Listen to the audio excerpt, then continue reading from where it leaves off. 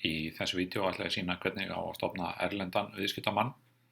Það er ekkert flókið. Við smellum á viðskiptamenn hér til vinstri, fáum upp listan yfir áður stofnaða viðskiptamenn og smellum á stofnanafnið hér uppi til hægri.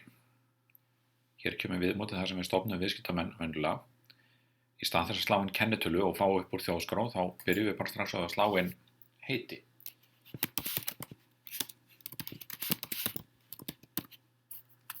Viðskiptavinnun heitir Martin Lendhoff og hann býr hérna á Suðvæ 67. Hann er í Danmörku.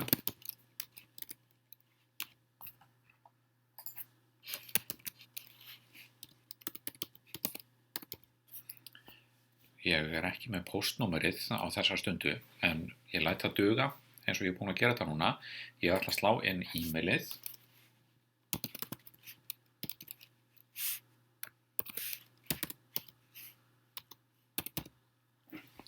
Því ég er með e-mail hjá honum og ég reikna með að senda honum reikninga í tölvupósti.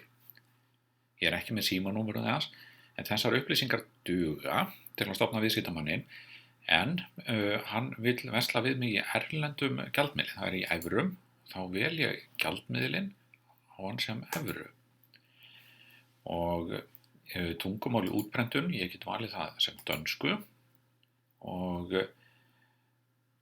þá er ég búinn að skrá inn allar helstu upplýsingar sem ég þarf. Og þá smelli ég bara á vista breytingar og þá er viðskiptamaðurinn tilbúinn.